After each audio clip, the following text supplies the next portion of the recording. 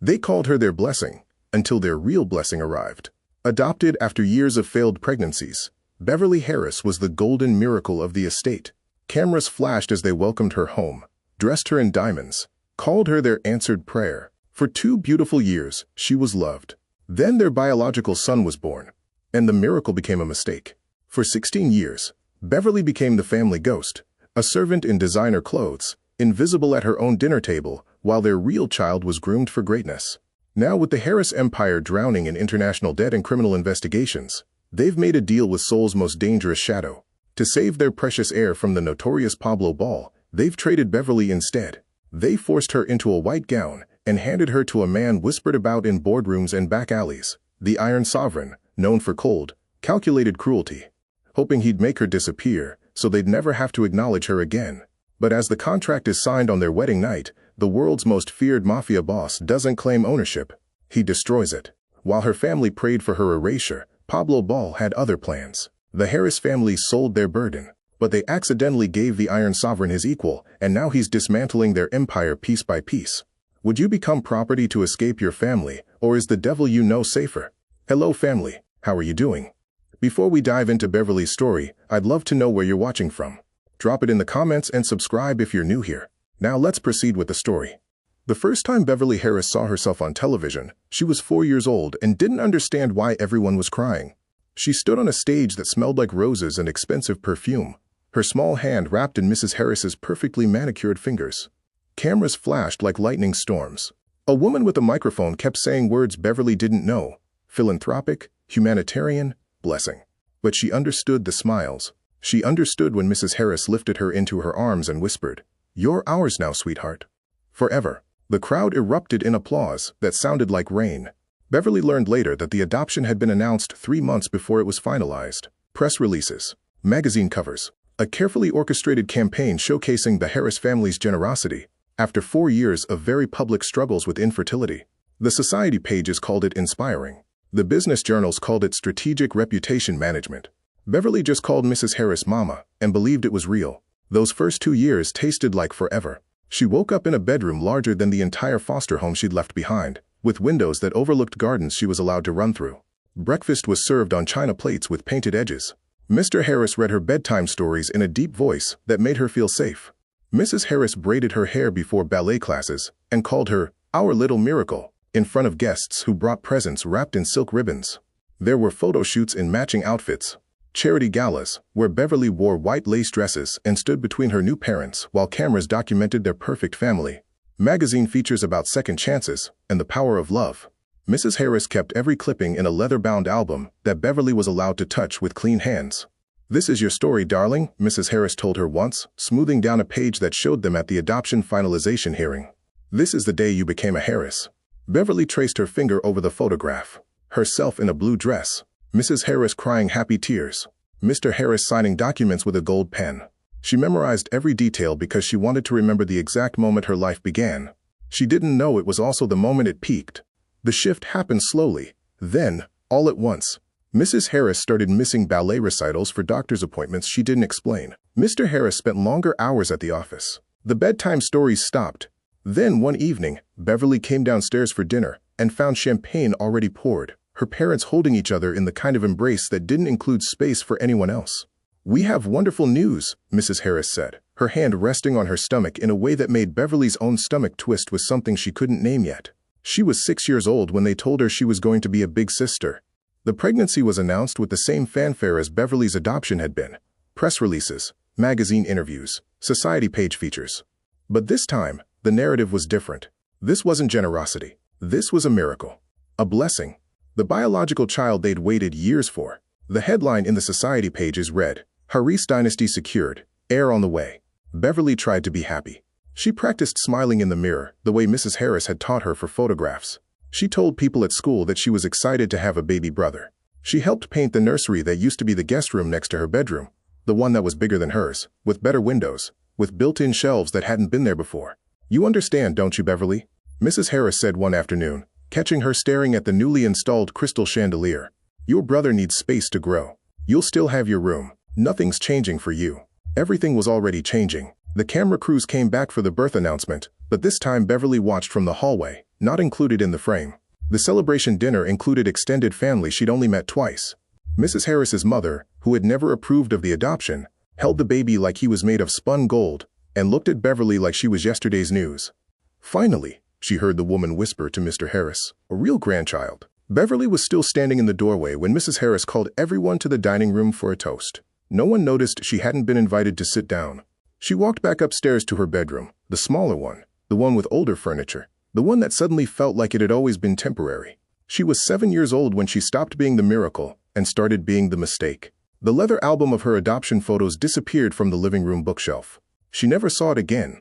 The baby's name was Christian, and he erased Beverly from the family portrait without ever knowing she'd been in it. She watched it happen in increments so small she didn't recognize the pattern until she was already gone.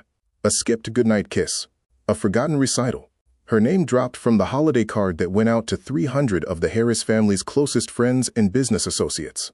In the photo they used, she'd been standing right there between her parents, but the frame had been cropped just enough to cut her out. Christian sat in Mrs. Harris's lap, chubby hands reaching for the camera. The only child that mattered. Beverly kept her copy of that card in her desk drawer for 2 years, before she finally threw it away. The morning routines shifted first. Mrs. Harris no longer came to wake her with soft hands and softer words. Beverly learned to set her own alarm, make her own breakfast, braid her own hair in the bathroom mirror, while the sound of cooing and laughter drifted from the nursery down the hall. She got herself ready for school and waited by the door for the driver, who now arrived 30 minutes later than he used to, because Mrs. Harris needed him to run errands for Christian first. "You're a big girl now," Mrs. Harris said once, distracted, when Beverly asked if she could help pack Christian's diaper bag for their outing to the park. "You don't need me the way he does." Beverly was 8. She needed her exactly the same amount she had the year before. Dinner became the clearest evidence of her demotion. The family table that had once felt warm and full now had an invisible hierarchy she hadn't noticed being constructed. Mr. Harris sat at the head, discussing business or politics. Mrs. Harris sat to his right, Christian's high chair positioned between them like a throne. Beverly sat at the far end, close enough to hear the conversation but never included in it, expected to eat quietly and excuse herself when finished. She started eating faster. It hurt less to leave than to stay invisible. By the time Christian turned 2 and began forming sentences, Beverly had learned to navigate the house like a ghost. She knew which hallways to avoid during his playtime, which rooms were no longer hers to enter freely, which conversations to stay silent during. The library where she used to read with Mr. Harris became Christian's playroom. Her ballet classes were canceled to afford Christian's music lessons. Her bedroom, already the smaller one, stayed unchanged year after year, while Christian's suite expanded into the adjoining guest room, then the study, then the sunroom. "We need the space," Mr. Harris explained, not looking at her when the construction crew arrived to knock down walls. "Christian needs room to grow. You understand." She understood that growth was reserved for children who shared their blood. The social invisibility was worse than the physical. At family gatherings, distant aunts and uncles who used to bring her gifts now arrived with elaborately wrapped presents for Christian and polite nods for Beverly. Mrs. Harris's mother, the grandmother who'd never accepted her, didn't even pretend anymore.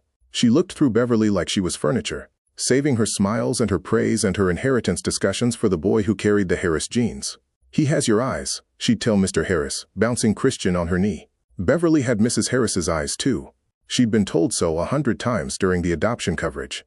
But biology, it turned out, rewrote history. School became her only escape, and even that was complicated. She threw herself into academics with the kind of desperation that came from needing to prove she deserved the name she'd been given. Straight A's, perfect attendance, teacher recommendations that used words like exceptional and dedicated. She brought home report cards like offerings, hoping they'd buy her a seat back at the family table. Mrs. Harris glanced at them for 3 seconds. "Very nice, Beverly. Put it on the refrigerator." Christian's finger paintings hung in the formal living room, professionally framed.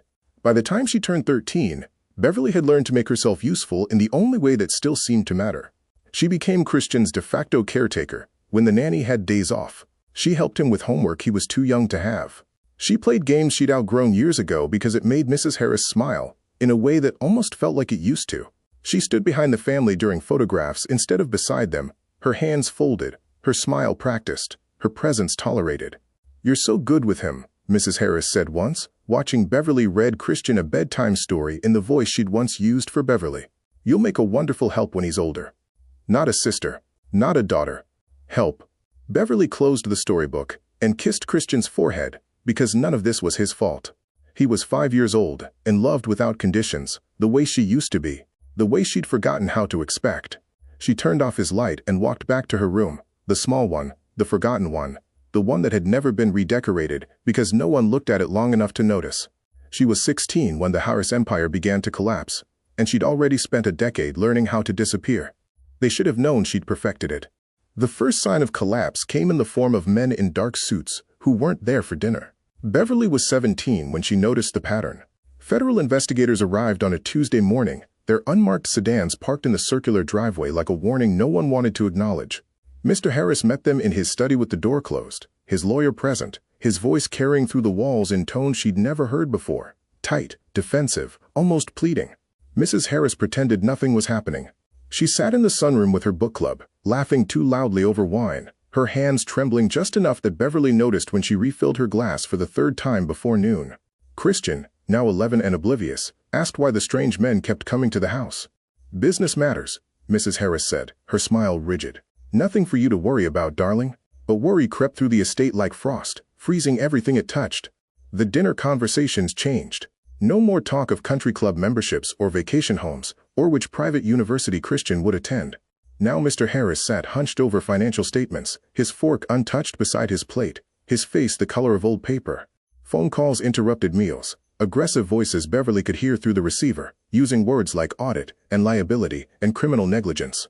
"It's a misunderstanding," Mr. Harris kept saying, to his lawyer, to his accountant, to his wife, when she asked questions with answers she didn't want to hear. The international contracts were vetted.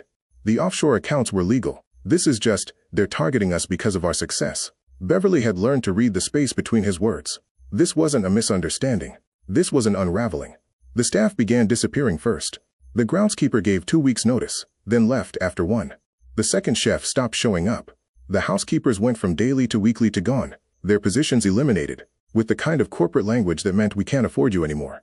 Beverly started cleaning her own bathroom, washing her own sheets, making her own meals from whatever remained in a kitchen that had once been fully stocked by professionals. No one noticed. She'd been doing these things for herself for years anyway. The social invitations dried up next. Garden parties the Harris family had hosted for 2 decades were suddenly canceled due to scheduling conflicts. Mrs. Harris's name was quietly removed from charity boards she'd chaired since before Beverly was adopted. Phone calls went unreturned. Former friends crossed the street to avoid conversation. The society pages that had once celebrated the Harris family's every move now ran speculation pieces, with words like embezzlement and fraud, and international money laundering. "They're vultures," Mrs. Harris hissed, throwing a magazine across the morning room hard enough that it hit the wall. "We gave them everything. Donations, sponsorships, access, and now they act like we're criminals." Beverly picked up the magazine after her mother left. The article detailed years of financial misconduct hidden behind legitimate business ventures.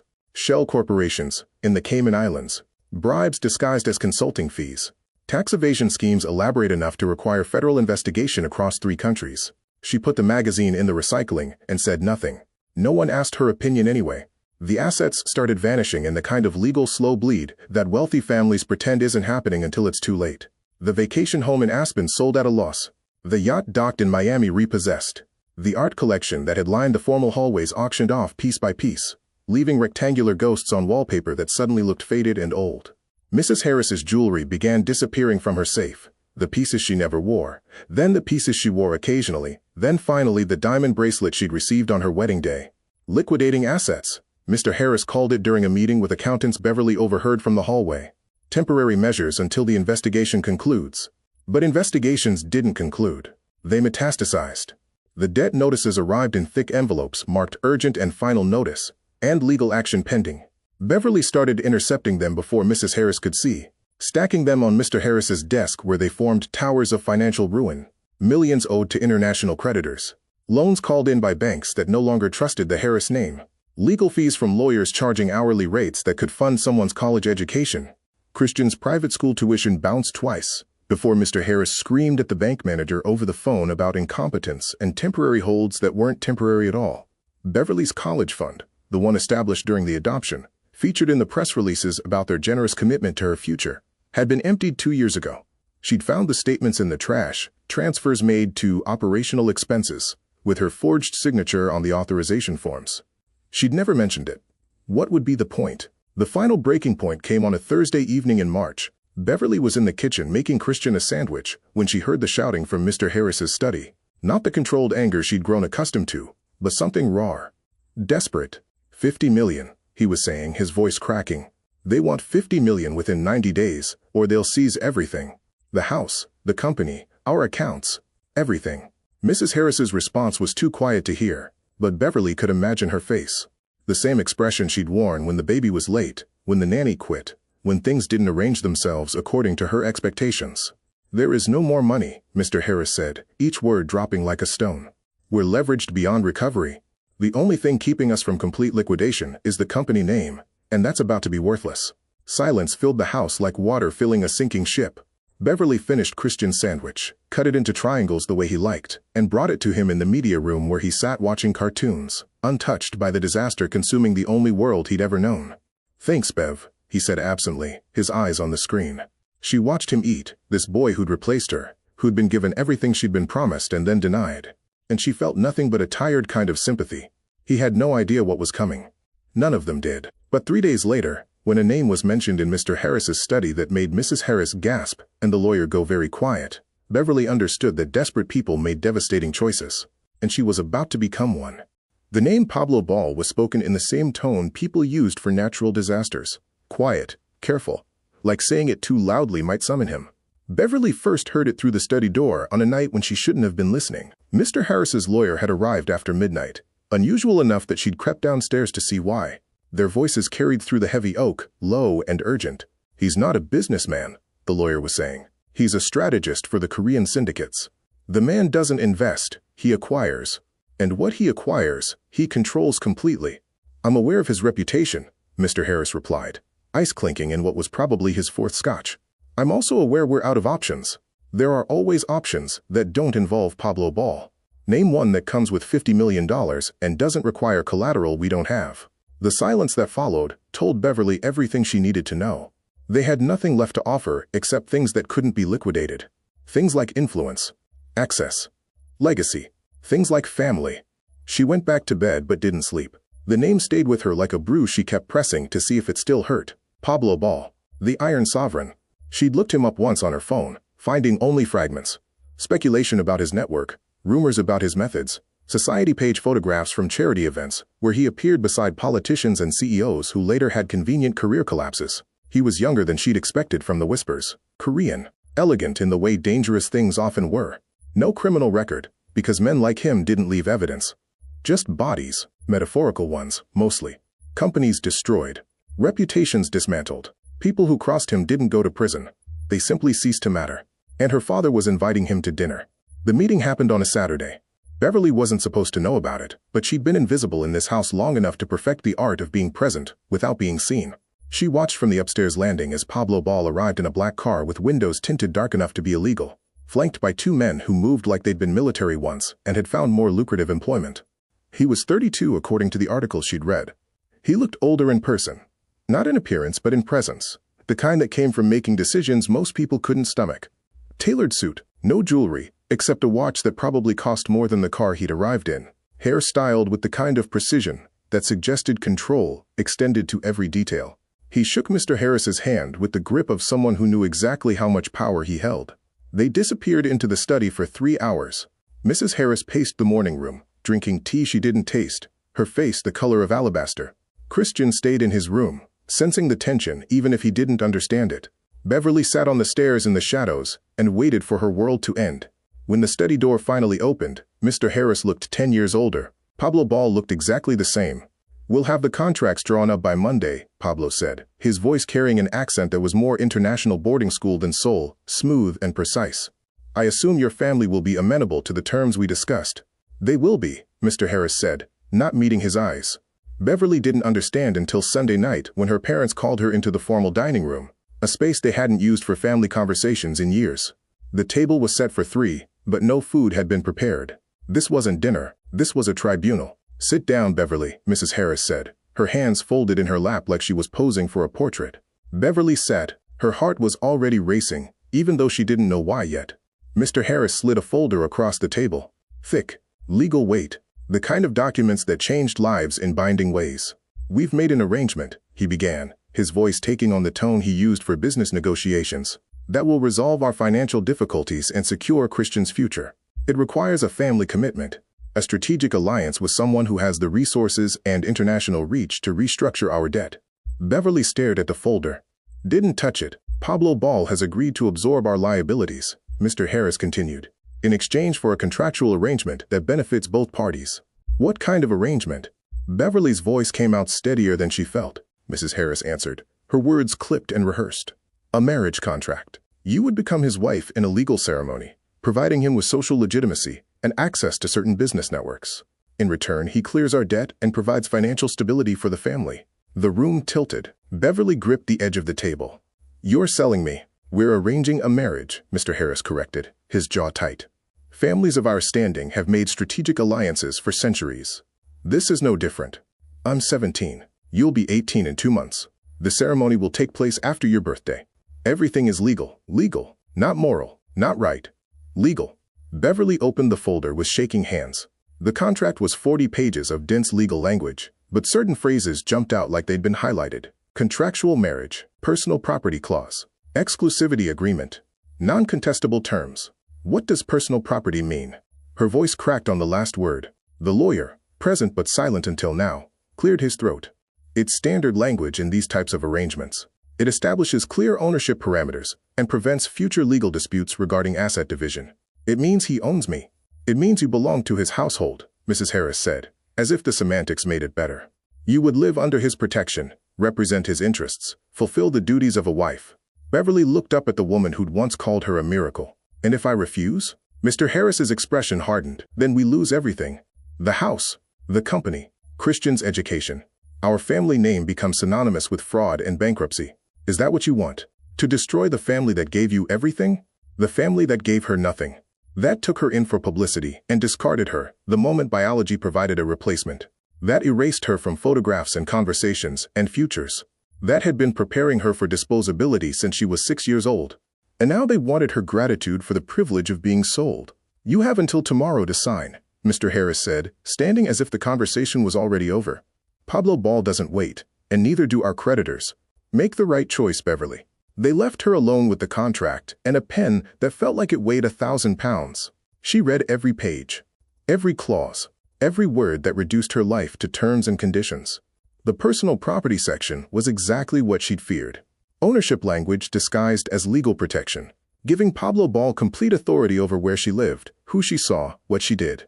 She would have no income of her own, no assets, no autonomy, just a title that meant nothing and a contract that meant everything. At midnight, she signed her name on the final page. Not because she wanted to, not because she believed in protecting a family that had never protected her, but because refusing would make her the villain in a story where she'd only ever been a casualty, and she was so tired of fighting for scraps of humanity from people who'd never seen her as human. If they wanted to trade her away, fine. Let them live with what they'd done. She slid the contract under Mr. Harris's study door and went to bed in a room that would stop being hers in 60 days.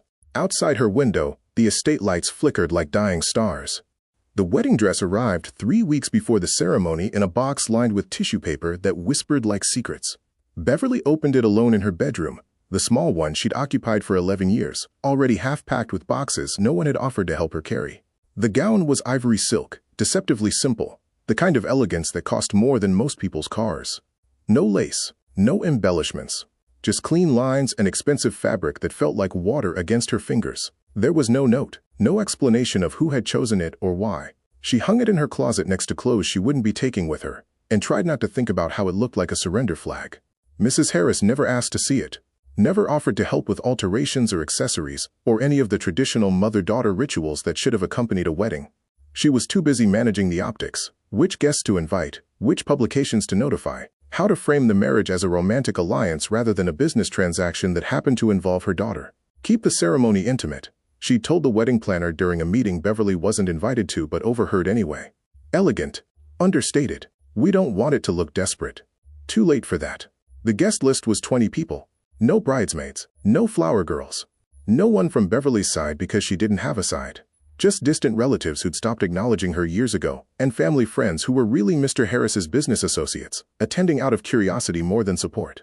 They wanted to see what kind of man required a personal property clause in his marriage contract.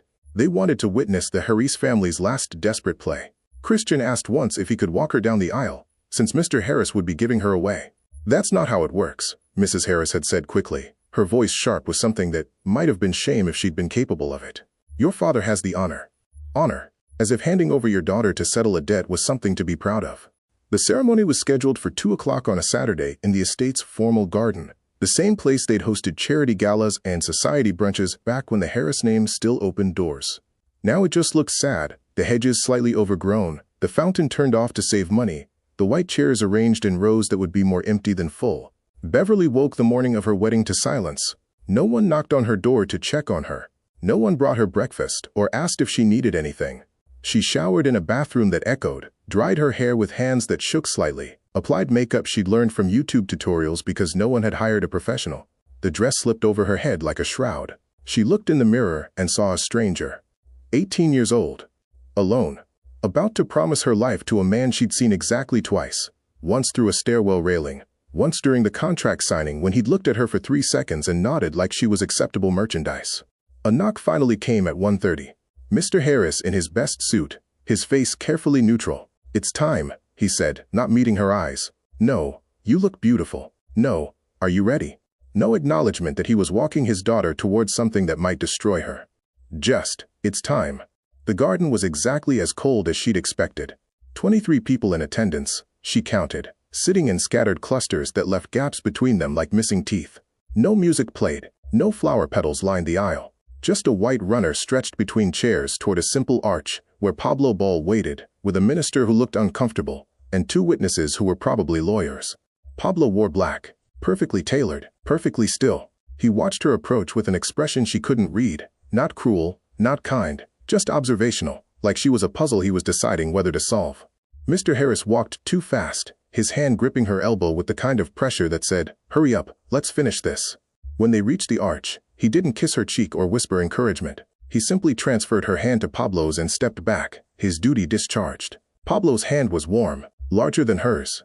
His grip careful, as if he knew exactly how much pressure a hand could take before it broke.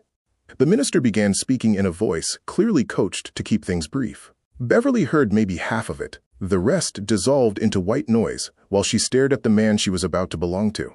Up close, he was younger than the rumors suggested, but older than his years, in the way people got when they'd seen things that changed them. His face was handsome in a severe way. Sharp jawline, dark eyes that revealed nothing, a mouth that looked like it didn't smile often. He was supposed to be a monster. He looked like a man who'd learned to be one. "Do you, Beverly Ann Harris, take this man?" She said, "I do," before the minister finished, wanting it over with. Pablo's eyes flickered with something. Surprise? Amusement? It vanished before she could identify it. "Do you, Pablo John Ball, take this woman?" "I do." His voice was quiet. Certain. Final. The minister pronounced them married, with the enthusiasm of someone announcing a funeral. No one applauded. Mrs. Harris dabbed her eyes with a handkerchief, but Beverly knew it was for show. There were photographers from 2 society publications present, documenting the marriage that would save the Harris family from complete ruin. Pablo lifted her veil with hands that didn't tremble, leaned down, kissed her so gently she almost didn't feel it. Just a brush of lips that lasted less than a second, a technicality to satisfy tradition. When he pulled back, he was still watching her with those unreadable eyes. "Mrs. Ball," he said, testing the name. It sounded like a prison sentence. The reception lasted 40 minutes in the estate's formal dining room. Champagne no one drank with enthusiasm. Canapés no one ate, small talk that died in awkward silences. Mr. Harris made a toast about family and new beginnings that would have been touching if everyone present didn't know he'd just sold his daughter. Mrs. Harris smiled for the cameras and avoided looking at Beverly directly. Christian hugged her before she left, his arms tight around her waist. "Will you visit?" he whispered. She didn't answer because she didn't know, and lying to him felt worse than the truth. Pablo waited by the door, patient, while she said goodbye to the only family she'd ever known. They didn't ask her to stay, didn't tell her they'd miss her, just nodded politely as if she were a guest leaving after an unremarkable dinner party. The car that took them away was the same black sedan he'd arrived in weeks ago. She climbed in wearing her wedding dress and carrying nothing. Her belongings would be sent later, though she suspected most wouldn't make the trip. The door closed with a sound like a vault ceiling. Pablo sat beside her in silence as the car pulled away from the estate. She watched through the window as the only home she remembered disappeared behind manicured hedges and iron gates. Waited for him to speak, to touch her, to do whatever men did when they'd just acquired personal property. He did nothing, just sat in stillness, while Seoul's city lights began appearing on the horizon, towers of glass and steel that looked nothing like the pastoral estate she was leaving behind. "Are you afraid?" he asked finally, his voice quiet enough that she almost didn't hear it. Beverly turned from the window to look at him. This stranger. This monster. This man who owned her now in ways that were legally binding. "Yes," she said, because lying seemed pointless. He nodded once, as if that was the answer he'd expected.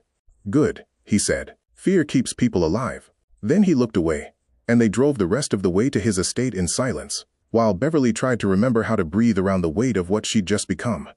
Pablo's estate wasn't what Beverly expected. She'd imagined something cold and industrial, concrete and steel, the kind of fortress a man like him would need. Instead, the car pulled up to a sprawling modern compound that somehow managed to feel both imposing and surprisingly warm. Floor-to-ceiling windows, clean lines, gardens that looked Japanese in their precision. It sat on the outskirts of Seoul like a secret, surrounded by walls high enough to keep the world out, but designed beautifully enough that they didn't look like a prison. Though Beverly's supposed prisons came in many forms. A woman in her 50s met them at the door. Housekeeper, Beverly guessed, though she introduced herself as Mrs. Chin, and carried herself with the authority of someone who'd been managing this household long before Beverly arrived, and would continue long after. "Your room is ready," she said in accented English, her eyes kind but assessing. "Would you like tea? Something to eat?"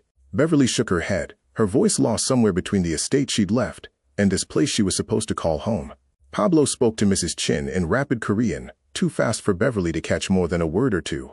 The housekeeper nodded and disappeared down a hallway that seemed to stretch into infinity. "This way," Pablo said, gesturing toward a staircase that curved upward like a question mark. Beverly followed because what else could she do? Her heels clicked against marble floors.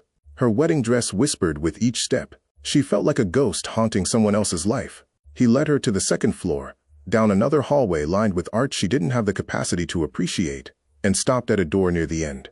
Pushed it open and stepped aside. The room beyond was larger than her entire childhood bedroom at the Harris estate. Massive windows overlooked the gardens. A bed that could sleep 4 people sat against one wall, dressed in linens that looked expensive enough to be silk. There was a sitting area with a fireplace, a desk positioned to catch natural light, and 2 doors that probably led to a closet and bathroom Beverly didn't want to see yet, because they'd just remind her how thoroughly her life had changed. "This is yours," Pablo said from the doorway. "No one enters without your permission. Not staff, not me. There's a lock on the inside if you want to use it." Beverly turned to look at him, searching for the trap. Men who put personal property clauses in contracts didn't offer locked doors and privacy. "The bathroom is through there," he continued, nodding to the left door. "Your clothes will arrive tomorrow. Mrs. Chin can take you shopping if you need anything before then. Dinner is at 7 if you want it. If you don't, tell Mrs. Chin and she'll bring something to your room." He was still standing in the hallway, not entering, not claiming the space he legally owned. "I don't understand," Beverly said, the words escaping before she could stop them. "What don't you understand?" "Any of this. The separate room. The lock. She gestured vaguely at the luxury surrounding her. "I read the contract. I know what I signed." Something shifted in Pablo's expression. Not quite emotion, but a crack in the careful neutrality he wore like armor. "Come with me," he said. She followed him back downstairs to a study that smelled like leather and something woodsy. Cedar, maybe. He went directly to a safe built into the wall, entered a code she couldn't see, and withdrew a familiar folder. Her contract. The one she'd signed was shaking hands, and no real choice. Pablo carried it to the fireplace where logs were already arranged but not lit. He set the folder on the mantel, pulled a lighter from his pocket, and looked at Beverly with an expression she still couldn't read. "The debt is cleared," he said. "Your family's accounts were unfrozen this morning. Christian's trust fund is secure. The federal investigation will quietly disappear within the month. I kept my end of the arrangement." Beverly's throat tightened. "Then why?" "Because the arrangement was with them.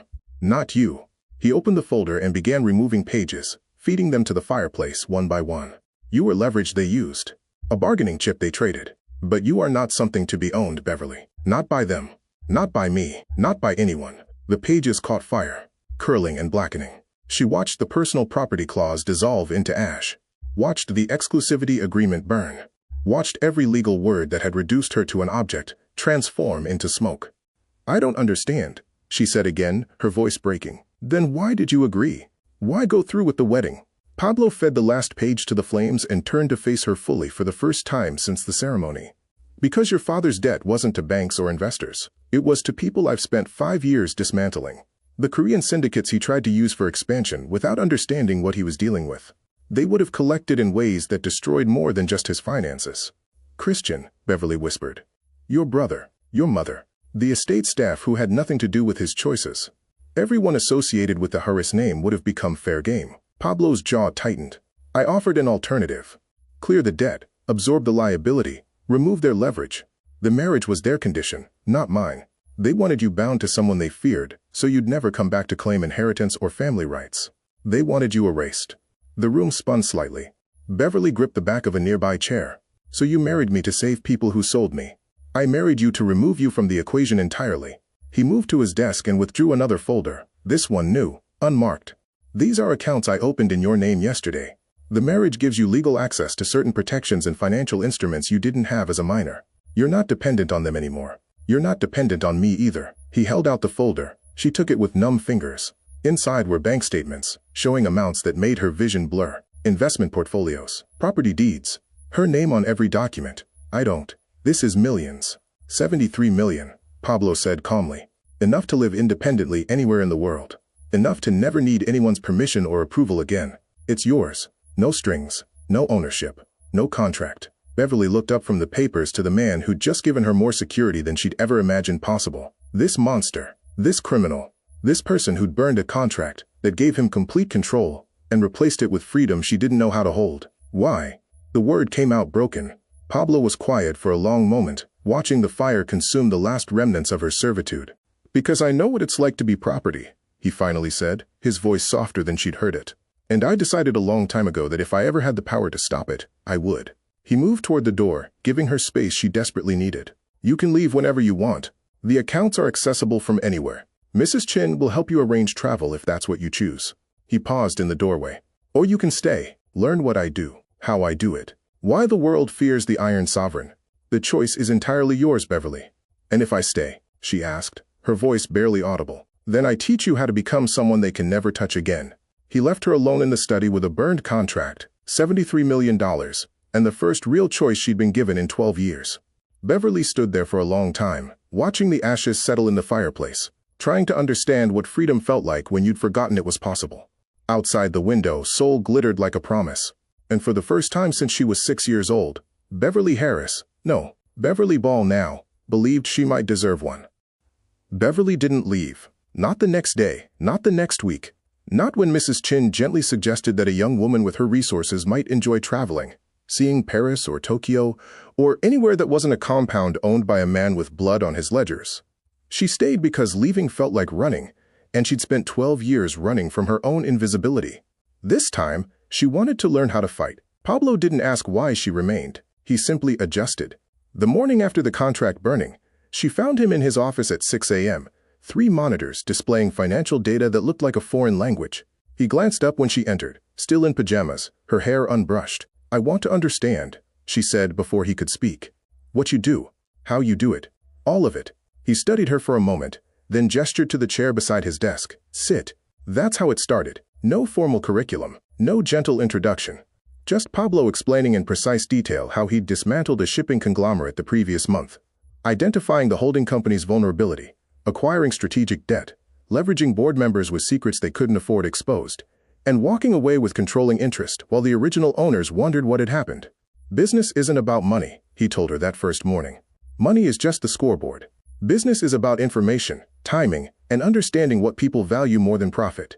Beverly listened until her head hurt, taking notes in a journal Mrs. Chin provided. She didn't understand half of what Pablo said, but she wrote it all down anyway, studying it later like scripture. The education continued daily. Pablo kept irregular hours, some mornings starting at 5, others not beginning until noon, depending on which time zone his current target operated in. Beverly matched his schedule, appearing in his office with coffee she'd learned he took black, and questions she prepared the night before. Why did you buy the supplier instead of the manufacturer? She'd ask. Because the manufacturer has lawyers. The supplier has desperation. Desperate people make faster decisions. Why offer 30% above market value if you knew they'd take 20? Because generosity creates gratitude, and grateful people don't look closely at contract clauses. He never simplified for her, never condescended, just answered her questions with the same directness he'd use with a business partner. then returned to his work while she absorbed the lesson. Within a month, she was sitting in on video conferences, silent at first, just observing, while Pablo negotiated with men who spoke in careful euphemisms about restructuring opportunities and strategic partnerships that really meant hostile takeovers and asset stripping. She watched him dismantle their arguments with surgical precision, never raising his voice, never showing emotion, just presenting facts that left no room for negotiation. "You're too honest," she told him after one particularly brutal call, where he'd told a CEO exactly how he planned to destroy his company. "You could lie. Make it seem friendlier." "I could," Pablo agreed. "But then they'd hope for mercy. Hope makes people fight longer. I prefer they understand the situation clearly and surrender efficiently." By month 3, she wasn't just observing. Pablo started asking her opinion, hypothetical at first, testing her understanding. The electronics firm in Singapore. 3 approaches: hostile takeover, proxy fight, or debt acquisition. Which would you choose? Beverly thought through everything he'd taught her about timing, leverage, and target psychology. Debt acquisition. The CEO has a gambling problem you mentioned. He's vulnerable to pressure. The others would take months and attract regulatory attention. Pablo's expression didn't change, but he nodded. "That's what I chose. Contract signed yesterday." The validation felt like oxygen. She started attending in-person meetings after that. Not leading them. She wasn't ready, but present. Pablo introduced her simply as "my associate" to men who looked at her wedding ring and made assumptions she didn't correct. Let them think she was decorative. It made them careless. "Pay attention to what they don't say," Pablo told her before a meeting with a real estate developer. "Their words will be rehearsed. Their silences will be honest." He was right. The developer spent 20 minutes explaining why his project was profitable, but when Pablo asked about the environmental review, there was a half-second pause. Just a breath. Beverly caught it. After the meeting, she mentioned it. "The environmental review," she said. He hesitated. Pablo smiled. Actually smiled, the first time she'd seen it. "Very good. The review found contamination. He's hoping to bury it. We'll use that." The real shift came 4 months in, during a boardroom negotiation with a pharmaceutical company Pablo was acquiring. The CEO kept trying to delay, asking for extensions, more time to, quote, "consider the offer." Beverly watched Pablo's patience thin, saw the meeting circling towards stalemate. She leaned forward, spoke for the first time in a professional setting. "Mr. Chen, we both know the FDA investigation becomes public in 6 days. Pablo's offer expires in 4. The math is simple." The room went silent. The CEO's face drained of color. Pablo's expression revealed nothing, but his hand moved slightly. Not quite approval, but acknowledgement. The CEO signed an hour later. In the car afterward, Pablo finally spoke. "I didn't tell you about the FDA investigation. You left the file on your desk. I read it, and used it without asking permission." Beverly's stomach dropped. She'd overstepped, violated some unspoken rule about. "That's exactly what you should have done," Pablo continued. "Information unused is information wasted." "Well played." She exhaled, started to thank him. "Don't," he said. "You earned it. No gratitude necessary." By month 6, she had her own office, her own projects, smaller acquisitions Pablo assigned her to manage with his oversight. She learned to read balance sheets like novels, finding the stories companies tried to hide in footnotes and adjusted EBITDA. She learned to negotiate without apology, to recognize when someone was bluffing, to know the exact moment to walk away from a deal. She learned power, not the kind her adoptive parents had wielded, shallow social currency that evaporated under pressure. Real power, the kind that came from understanding how systems worked and where they broke, the kind that made men twice her age listen when she spoke. The media started noticing. Society pages that had covered her wedding with barely concealed speculation now ran photos of her beside Pablo at charity events, business dinners, industry conferences. The captions changed from "Pablo Ball and wife" to "Pablo Ball and strategic partner Beverly Ball." Mrs. Harris called once. Beverly let it go to voicemail. "Darling, we've seen the photos. You look wonderful. We should have lunch, catch up. There's been some misunderstandings we should discuss." Beverly deleted it without responding. They'd made their choice, so had she. 8 months after the wedding, Pablo walked into her office and set a folder on her desk. Real estate portfolio in Manila. Distressed assets. Owner dying. Heirs fighting.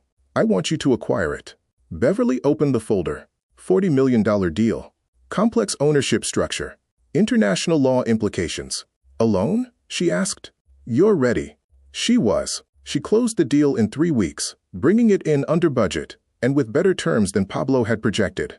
When she returned to Seoul, he took her to dinner at a restaurant that didn't have a menu, Just a chef who prepared whatever he thought you deserved. To your first solo acquisition, Pablo said, raising his glass. Beverly touched hers to his, the crystal singing softly. To excellent teachers. To excellent students who don't need teachers anymore. She looked at him across the table. This man who'd given her freedom, and then given her something better. Purpose, power, a name that meant something when she walked into rooms. Thank you, she said. Pablo shook his head. You did the work. I just opened the door. What you built on the other side is entirely yours. And it was. She'd become indispensable not because he needed her, but because she'd made herself invaluable through skill, strategy, and the kind of ruthless competence that made people remember her name. Beverly Ball. Not the adopted daughter. Not the traded pawn. Not the personal property. Just Beverly Ball. And that was enough. The first warning came from an unexpected source, Christian. Beverly's phone lit up at 2 a.m, with a text from a number she'd kept stored, but never expected to see again. They're planning something. Mom and Dad heard them on the phone. Something about you. Be careful. She stared at the message in the darkness of her bedroom, her heart rate climbing. Christian was 15 now, old enough to understand the fractures in their family even if he didn't know all the reasons. Old enough to know when his parents were plotting. She showed Pablo the text at breakfast. He read it twice, his expression unreadable. Your family has been quiet for 8 months. That's unusual for people who tend toward desperation. You think they're actually planning something. I think desperate people always plan something. The question is what? He set down his coffee. I'll have security increased. Discreetly. Beverly wanted to argue that it was probably nothing, that Christian was misunderstanding something innocent. But she'd lived with the Harris family long enough to know they didn't do innocent. They did calculated. And 8 months of watching their discarded daughter build power beside Seoul's most feared strategist must have been eating at them like acid. The first move came 3 days later. Beverly was leaving a lunch meeting in downtown Seoul when a man approached her on the sidewalk.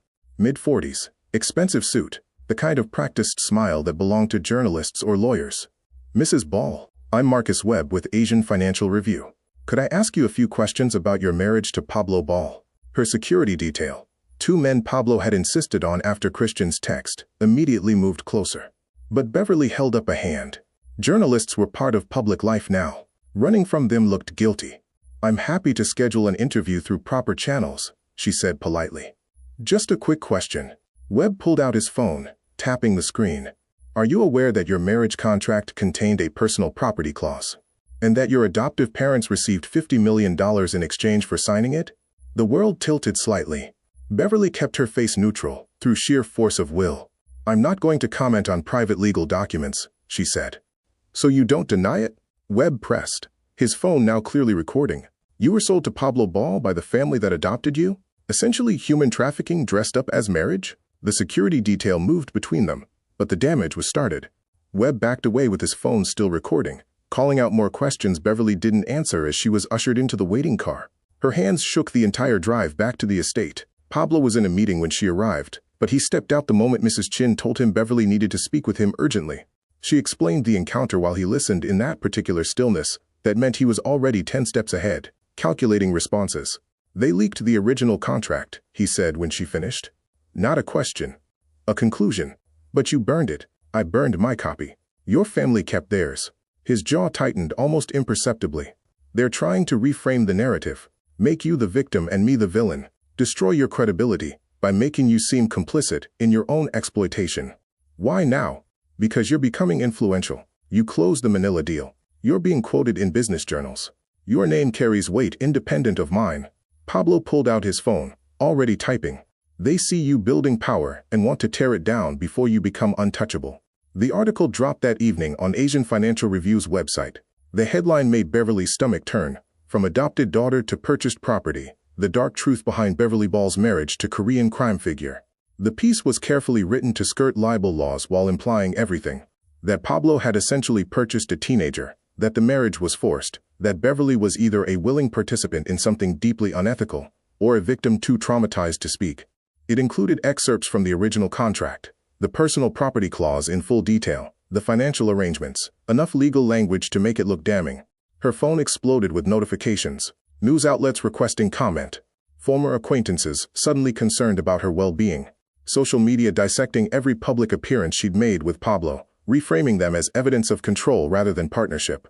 Mrs. Harris gave an interview to a different publication the next morning, tears visible in the photograph. We thought we were protecting her by ensuring she had a stable marriage.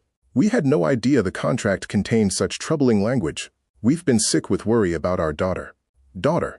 The word they hadn't used in a decade. They're positioning themselves as concerned parents, Beverly said, throwing her phone across Pablo's office.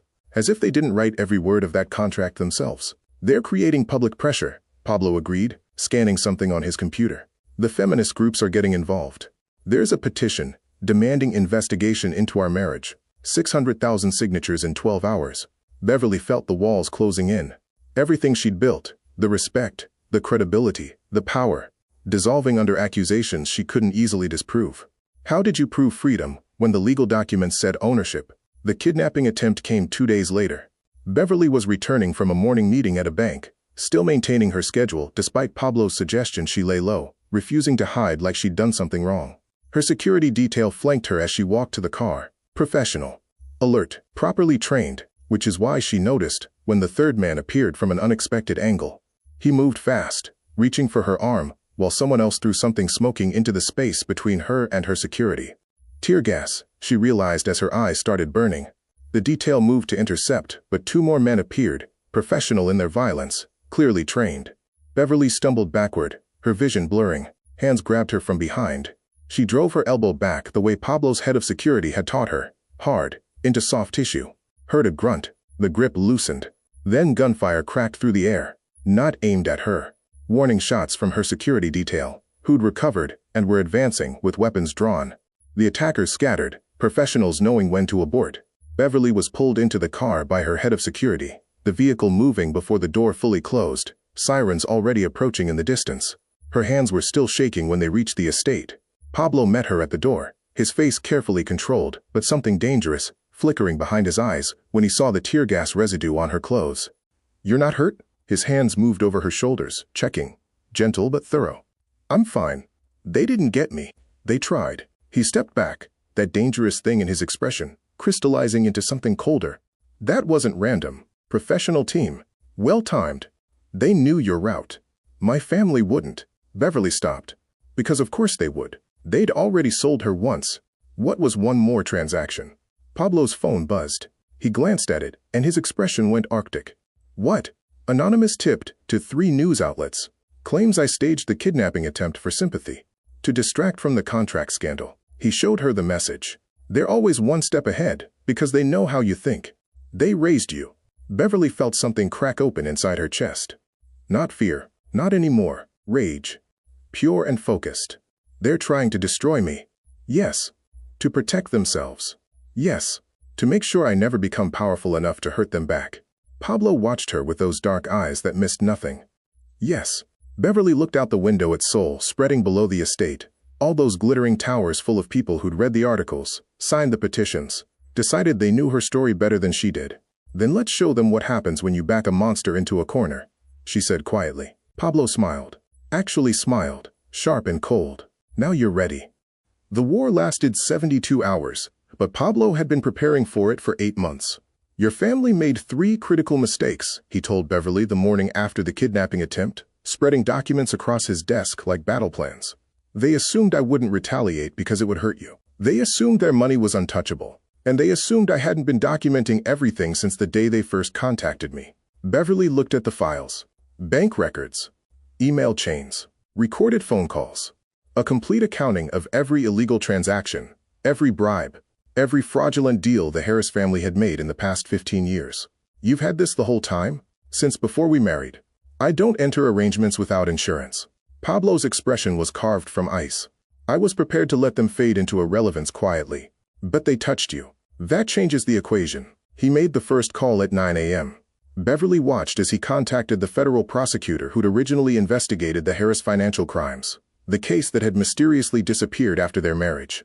Pablo's conversation was brief, professional, devastating. "I'm prepared to provide evidence of ongoing criminal activity. Offshore accounts in the Cayman Islands, shell corporations used for money laundering, falsified tax documents spanning 8 years. Yes, I'll send everything within the hour." He hung up and immediately dialed again. The Securities and Exchange Commission this time. Then the International Revenue Service.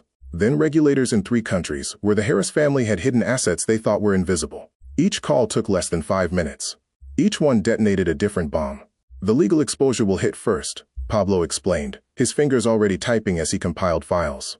Criminal investigations move slowly, but the public announcements move fast. By noon, every news outlet will know the Harris family is under federal investigation for tax evasion, money laundering, and fraud. That destroys their reputation, Beverly said, watching him work with the precision of a surgeon. That's just the opening move. The second wave hit at 11 a.m. Pablo had spent 8 months quietly acquiring the Harris family's debt. Every loan, every line of credit, every financial obligation they'd taken on to maintain their lifestyle after he'd cleared their original crisis.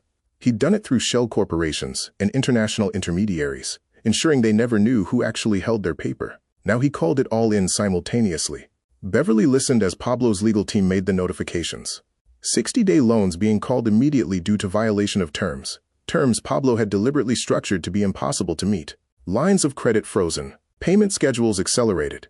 Every piece of financial breathing room the Harris family had suddenly collapsing at once. They have 72 hours to pay $43 million, Pablo said, ending the last call. They have access to maybe $4 million in liquid assets after I froze their primary accounts this morning. You can freeze their accounts? I own the debt. The debt is secured by their assets. Default triggers seizure rights. He pulled up another screen showing real-time financial data. Watch. Beverly watched as the Harris family's world imploded in spreadsheets and legal documents. Bank accounts frozen. Investment portfolios locked. Credit cards declined. The estate she'd grown up in, mortgaged 3 times over, suddenly subject to foreclosure proceedings Pablo had filed at 9 a.m. Her phone started ringing. Mrs. Harris. She let it go to voicemail. The third wave was the most personal. At 2 p.m., Pablo released a carefully edited video to every major news outlet. Security footage from the kidnapping attempt, showing clearly that it had been professional, coordinated, and very real. But he included something else. Phone records showing calls from a Harris family number to the security company that employed 3 of the kidnappers, made the day before the attempt. You traced it back to them, Beverly said, watching the video spread across social media in real time. I always trace everything back. Pablo opened another file. But this is what ends them. The document was the original contract, the one her family had leaked. But Pablo had annotated it. Every clause, every provision, every piece of legal language that made Beverly look like property, he'd marked with corresponding email chains showing who had requested each specific term. Not him, them. Mr. Harris's emails demanding the personal property clause to, quote, ensure she can't claim family inheritance later. Mrs. Harris insisting on exclusivity provisions to, quote, prevent her from embarrassing us publicly. Their lawyer crafting language specifically designed to strip Beverly of autonomy while protecting Christian's future. Pablo had responded to each email with objections, suggestions for alternative language, offers to structure the arrangement differently. All documented, all timestamped, all proving that every degrading term in that contract had been their idea, their demand, their choice. He released it all. By 4 p.m., the narrative had completely flipped. The articles that had portrayed Beverly as a victim of Pablo now portrayed her as a victim of her own family. The parents who'd given tearful interviews about concern were exposed as architects of her exploitation. Social media turned on them with the same vicious speed it had turned on Pablo, but this time with evidence that couldn't be disputed. The petitions demanding investigation into her marriage transformed into petitions demanding prosecution of the Harris family for human trafficking. Mrs. Harris called 17 times in 2 hours. Beverly blocked the number. The final blow came at 6 p.m., delivered not by Pablo, but by the systems he'd set in motion. The federal prosecutor announced a grand jury investigation. The SEC froze all Harris family assets pending fraud review. 3 international banks simultaneously filed civil suits for misrepresentation on loan applications. And the Harris estate, the one with the gardens where Beverly used to run, the dining room where she'd eaten in silence, the bedroom where she'd learned to disappear, was officially seized by the bank Pablo controlled. He sent the foreclosure notice to Mr. Harris's email, personally. Christian texted her at 7. They're crying. Both of them. They keep saying you did this. Did you? Beverly stared at the message for a long time before responding, I survived what they did. That's all. She found Pablo in his office, watching news coverage on 3 monitors. Every channel covered the Harris family's collapse. Financial ruin. Criminal investigation. Social destruction. One commentator called it the most complete demolition of a wealthy family she'd seen in 20 years. It's done, Pablo said quietly. They have nothing left. No money. No reputation, no power. In 3 months, no one will remember the Harris name except as a cautionary tale. Beverly should have felt triumphant, vindicated, something other than the hollow ache in her chest. They were my family, she said, hating how weak it sounded. They were people who used you. Pablo turned from the monitors to face her. Real family doesn't come with ownership clauses. Real family doesn't sell you to save themselves. Real family doesn't try to destroy you when you become more than they thought you'd be. Then what is real family? He was quiet for a moment, something almost soft crossing his features. People who burn contracts instead of signing them. People who give you power instead of taking it. People who dismantle empires when someone tries to hurt you. Beverly looked at him. This man who'd been stranger, then husband, then teacher, then something she didn't have words for. This person who'd given her everything her family never did. Freedom, power, protection, worth. Thank you, she whispered. Pablo shook his head. I just opened the door. You walked through it. You built everything on the other side. That empire they tried to destroy, it was never theirs. It was always yours. Outside the windows, Seoul glittered against the darkness. Somewhere in that city, the Harris family was learning what it felt like to lose everything. To be erased. To become invisible in the world they'd once commanded. Beverly didn't feel sorry for them. She felt free. Thanks for watching. Please, like, comments, and subscribe.